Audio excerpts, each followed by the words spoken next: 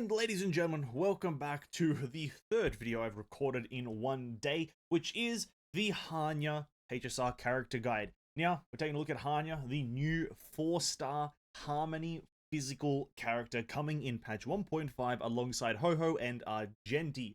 Taking a look at everything to do with the character, so with that out of the way, let's get right into it. Starting off with Hanya's skills, her basic attack is nothing special, so we'll move on from that one. And we'll take a look at her actual skill, the Samsara Locked. You deal physical damage equal to 240% of Hanya's attack to a single enemy, then apply Burden to them. For every 2 basic attacks, skills, or ultimates allies use on an enemy with Burden, allies will immediately recover 1 skill point. Burden is only active on the latest target it is applied to and will be dispelled automatically after the skill point recovery effect has been triggered 2 times. So we've got a brand new effect, skill point refunding through a character skill burden effect. 2 skill point usages, technically, I'm going to use kind of the average. 2 skill point usages will refund you back 1 skill point on attacking the character with burden. It's quite cool, quite interesting, and I like the effect. And I think it's going to be very useful on characters like Imbiber Lune, who uses 3 skill points per skill consumption, if you obviously use the third one. And any other character that has high skill point consumption, I feel like Hanya will obviously be a very good character to run that with, as you're going to need that skill point refunding. But moving on to the next part, which is the ultimate, 10 Lords decree, all shall obey. Increase the speed of a target ally by 20% of Hanya's speed, and increase the same target ally's attack by a whopping 60%, lasting for 2 turns. Obviously, as we can just simply put, very powerful ultimate. You increase the target ally's speed by 20% of Hanya's speed, though. Take that into consideration. It's not a flat 20%, it's 20% of Hanya's. So that could prove more, that could prove less. If you have a high speed Hanya, the better it is, and you get a flat 60% attack boost to that ally. So obviously very powerful for just damage boosting. Taking a look at the talent though, another important part, Sanction. When an ally uses a basic attack, skill, or ultimate on an enemy inflicted with burden, the damage dealt increases by 30% for 2 turns. A very powerful one. Again, you're going to be wanting to attack the enemy with burden. You can kind of think of burden like this focus ability. You apply burden to the enemy and that is your kill target, as you are getting skill point refunding, you are getting damage dealt increasing, and if you use your ultimate after that, the person attacking the person with burden is going to be dealing mega damage. So you can think of burden as this kind of target. You slap a massive target on the enemy's forehead and that is who you're attacking now. So, pretty powerful talent. The technique is Netherworld Judgment. Immediately attack the enemy after entering battle. Apply burden equivalent to that applied by the skill to a random enemy. You're probably not going to be using this technique unless you know you're going into a single target fight, so I wouldn't think about using it. It is a physical technique starter, so you can get some effect break if it does work like that. But if it doesn't work like that, you're most likely never going to be using this technique. But then moving on to the bonus abilities, the first one, Reanimated. When Burden's skill point recovery effect is triggered, this character regenerates 2 energy, so a bit of energy refunding to Hanya, which is always useful.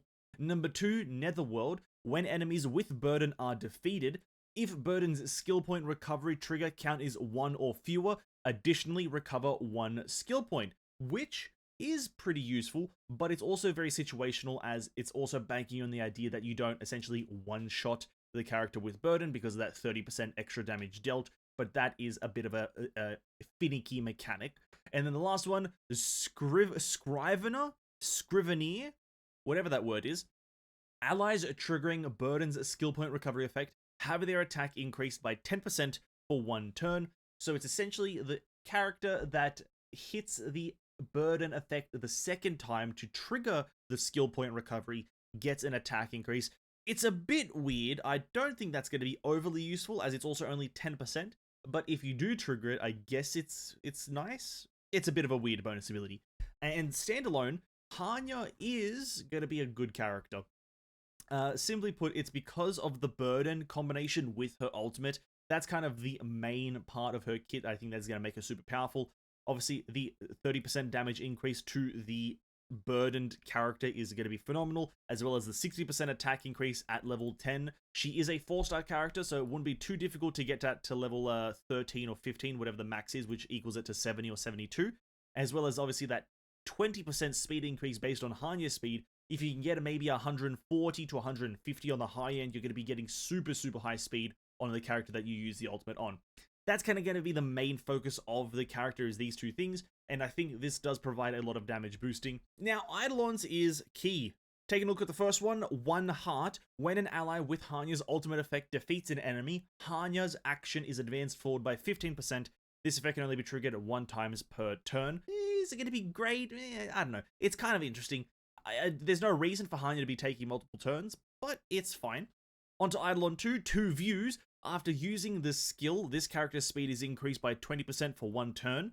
Again, it's frequenting Hanya's turns. I'm not sure if that's a super useful thing to have, is Hanya having multiple turns, but you do have more speed on Hanya herself, which I guess then makes her ultimate give more speed to the target character, which is useful. Eidolon 4, the 4 Truths. The ultimate's duration is additionally extended for 1 turn. That's a juicer one there, as we do know that her ultimate does give an incredibly powerful boost, and having that for 2 turns is obviously more useful. And then E6, the 6 Reverences increase the damage boost effect of the talent by an additional 20%, which is obviously, as you'd expect, more damage boosting equals more damage, to a total of 40% versus 30% when attacking a burdened character.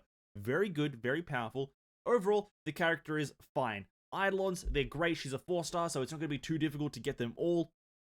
Obviously, the best value is going to be around the E4 region, in my honest opinion, as the ultimate lasting longer makes it so the character will be able to do more damage over a longer period of time for Hanya to get her ultimate again to then put it on the same character again. So E4 is my recommendation, but E6 is not going to be too difficult to get if you're investing in the character. Now, light cones is a bit of an interesting one, as Harmony has the fewest amount of 5-star light cones, with only 1 of them existing, as well as not too many phenomenal 4-star light cones. Now, the only 5-star that exists is Bronya, which is But the Battle Isn't Over, which I should say does work on Hanya.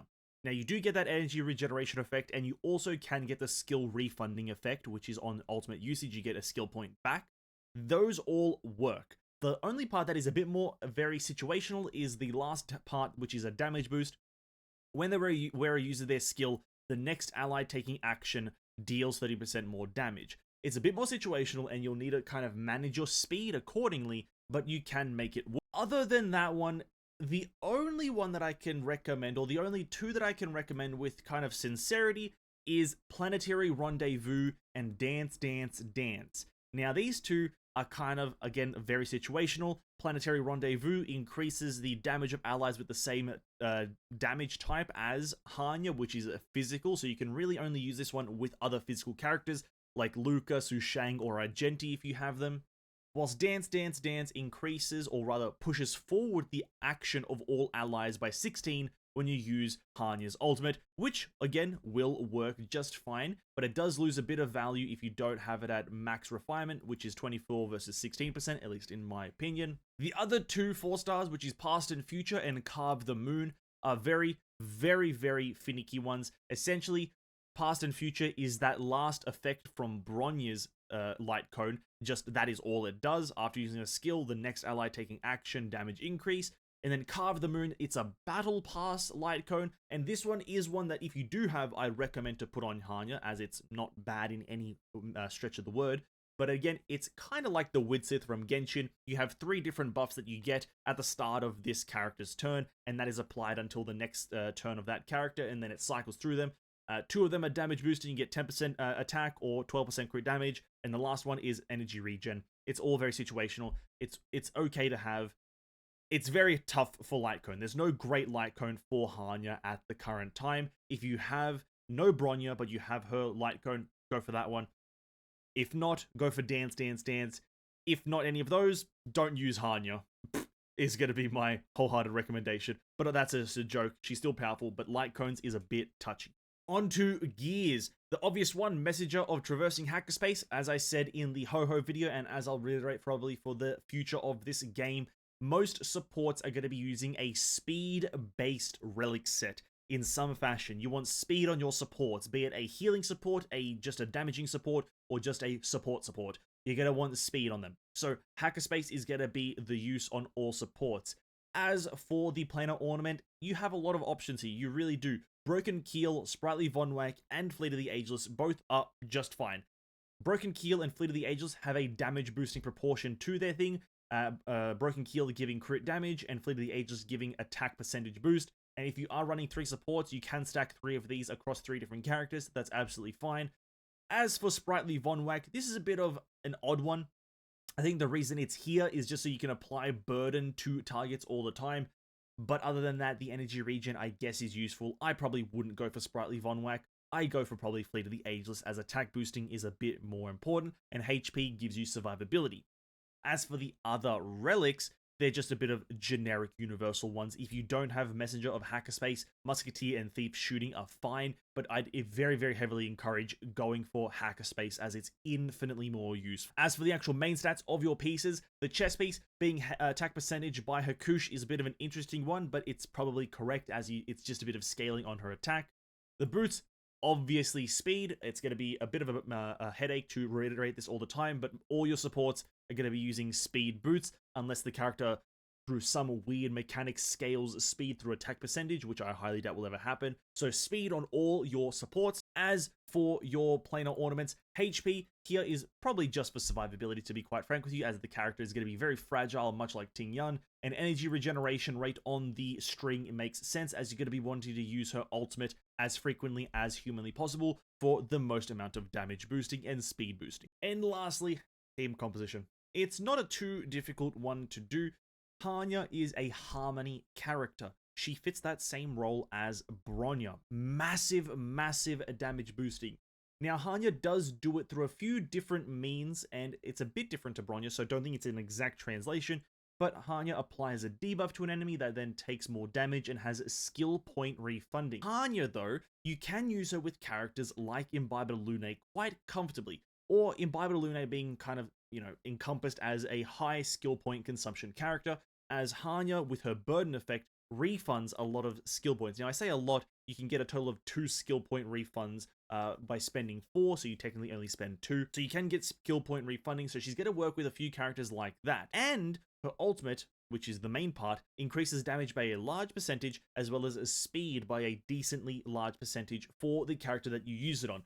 So you're mostly going to be running Hanya alongside other supports, like potentially a Bronya, like potentially alongside a Ting Yun, and if you have, alongside a Ho-Ho or something along those lines. So that's kind of her role. She doesn't, again, do anything wildly specific like you'd expect of a Topaz or something like that, or a Fu Xuan. She doesn't do anything wildly specific, but she's kind of a support kind of character. She's leaning a bit more towards those high skill point consumption characters. Simply put, very good damage support. Other than that, thank you so much for watching the video, guys. If you enjoyed, like and sub, and I'll catch you guys in the next one.